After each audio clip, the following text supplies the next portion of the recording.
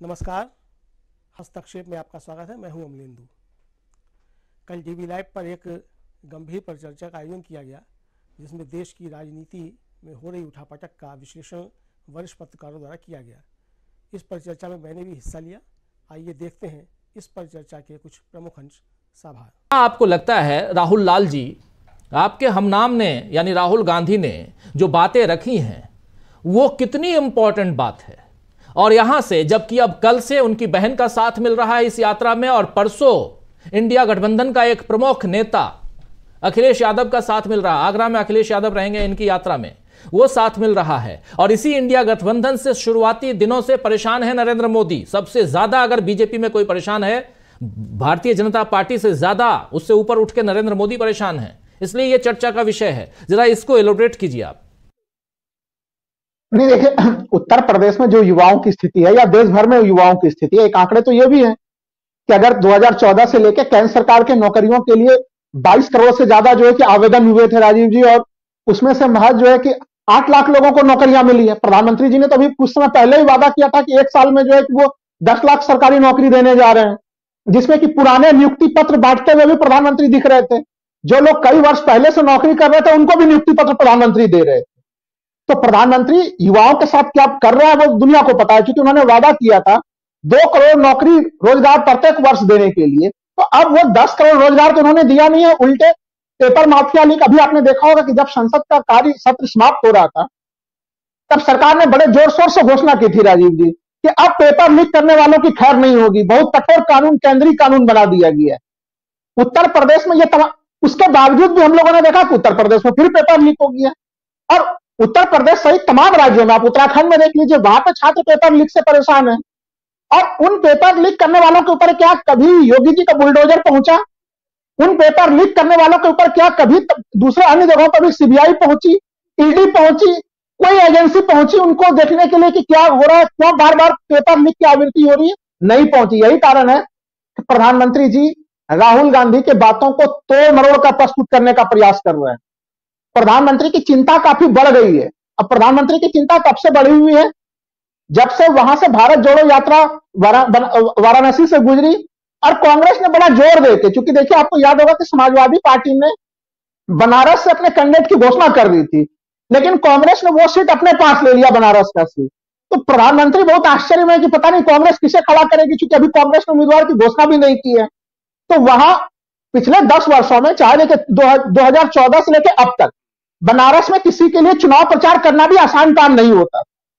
तमाम बीजेपी के लोगों के साथ सामान्य लोगों का समर्थन इतना ज्यादा होता था कि विपक्षी पार्टियों के लोग परेशान हो जाते थे। तो उसके बरक्स जो तस्वीर दिखी बनारस की, वो दिखाता है कि प्रधानमंत्री जी अपने सीट को लेकर भी सुरक्षित नहीं है। और ये जो नारा लग रहे हैं ना राजीव जी की 80 के 80 सीट उत्तर प्रदेश में हमारे, तो 48 के 48 सीटें महाराष्ट्र की हमारी, देश के 2 बड़े राज्यों में। देखिए, महाराष्ट्र को लेकर पंकज जी ने बड़ी सही चीज कही। महाराष्ट्र में रिकॉर्ड तोड़, यानी कि बीजेपी वहां पे सबसे कम सीटों को लेकर अटल बिहारी वाजपेयी जी का भी रिकॉर्ड टूट जाए तो उसमें कोई आश्चर्य वाली बात नहीं है। उनकी स्थिति ऐसी हो गई है कि उन्होंने खुद शिवसेना के ऊपर हमला कर करके उद्धव ठाकरे को लोकप्रिय बना के उन्होंने पूरा, उनके साथ पूरी सहानुभूति है। आज शरद पवार जी के साथ पूरी सहानुभूति जुड़ी हुई है। कांग्रेस वहां पे कितनी मजबूत हो गई है इतने दिनों में। वहां पर अगर ये डबल डिजिट में भारतीय जनता पार्टी पहुंच जाए, उनके नेता नहीं मानने के लिए तैयार है कि हम डबल डिजिट में पहुंचेंगे। ये स्थितियां बन गई है महाराष्ट्र के भीतर भारतीय जनता पार्टी की। अब उत्तर प्रदेश की स्थिति देख लीजिए, जिसको लेकर बहुत ज्यादा खुशहाली में रहते हैं। उत्तर प्रदेश में 80 सीटों को लेकर दावेदारी हो रही है, लेकिन जो 17 सीट कांग्रेस को दिए गए हैं और 31 सीटों पर, जिसमें कि भारतीय समाजवादी पार्टी ने अपने उम्मीदवारों के नामों की घोषणा कर दी। आप देखिए कि समाजवादी पार्टी ने केवल मुस्लिम चेहरे कितने को दिए? 3 मुस्लिम चेहरे दिए हैं, 3 यादव चेहरे दिए हैं। बाकी पीडीए के फॉर्मूले पे बिल्कुल जमे हुए हैं। वहां पे एक तरह से आप देखिए तो वो छोटी छोटी गैर ओबीसी यादव जातियों को पूरा प्रतिनिधित्व दे रहे हैं। मैं कह रहा हूं एक सीट पे उन्होंने चुन चुन के कैंडिडेट खड़े किए हैं। और अभी से देख के ऐसा लग रहा है कि कांग्रेस और समाजवादी पार्टी के, पूरे समाजवादी पार्टी की चूंकि लिस्ट है सामने में, कांग्रेस के सीटों को भी हम लोग देख रहे हैं। कई सारे जगह पे कांग्रेस नंबर 2 पे थी पहले से ही, जबकि 2019 में कांग्रेस का गठबंधन समाजवादी पार्टी के साथ नहीं था। अभी समाजवादी पार्टी के साथ गठबंधन होगा आपको वो स्ट्राइक रेट किसी भी हालत में 50% से नीचे का स्ट्राइक रेट उत्तर प्रदेश में नहीं दिख रहा, जबकि उत्तर प्रदेश भारतीय जनता पार्टी मानती है कि बहुत गहरे जड़ हैं उसके।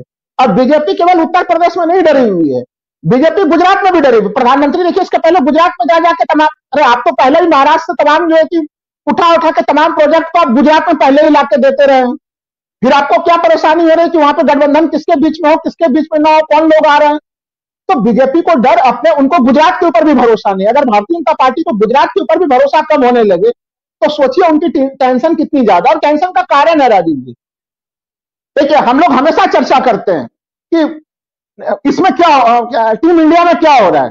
तो देखिए टीम इंडिया में जो हो रहा है, टीम इंडिया में जो 2-3 दिनों के भीतर से जो खबरें आने शुरू हुई है, गोदी मीडिया के भी सुर बदलने शुरू हो गया। आज कम से कम मैंने 2 डिबेट पहली बार कुछ ऐसे किए हैं बड़े चैनलों पे राजीव जी, जहां पे कि ऐसे डिबेट के टॉपिक की कभी मैं अपेक्षा नहीं कर सकता था कि ममता बनर्जी कैसे जो है कि मानने जा रही है 5 सीटों के ऊपर।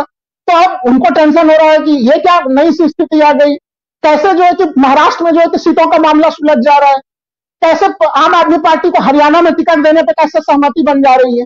ये तमाम स्थितियां ऐसी कि धीरे धीरे आप देखिएगा उनके सुरताल भी, जैसे जैसे चुनाव आगे बढ़ेगा उनके सुरताल भी बदलेंगे। और मैं एक चीज कहूंगा कि टीम इंडिया जिसको लेकर हम लोग बातें कम करते हैं, वहां पे दरकने की खबरें कितनी ज्यादा आ रही। हम लोग टीम इंडिया में कौन कौन गायब होने वाला दिख रहा है, आप सोच लीजिए नीतीश कुमार जी के स्वर को देख लीजिए राजीव जी।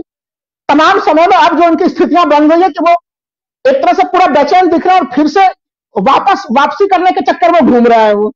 आप अगर बिहार में देखते तो वहां पे हम पार्टी को आप देख लीजिए, अभी तक उनकी मांगें पूरी नहीं हुई है। भाई शपथ ग्रहण कब का हो चुका है राजीव जी, अभी तक मंत्रिमंडल का विस्तार नहीं हुआ। नंबर 1 वहां पे देख लीजिए।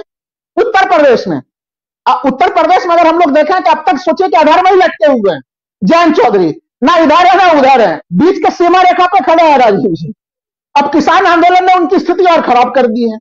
जयंत चौधरी को देख लीजिए। मैं दूसरा कह रहा हूं ओम प्रकाश राजभर, आप जैसे ही चुनाव आयोग की तिथियों की घोषणा होगी, ये सारे लोग, मायावती जी, ये सब के सब लोग आपको टीम इंडिया में फिर से रिटर्न, वो तो अभी तक उन्होंने घोषणा नहीं की, लेकिन ये सारे लोग ऐसे हैं कि फिर से आपको एप्लीकेशन लेकर टीम इंडिया की तरफ नजर आएंगे।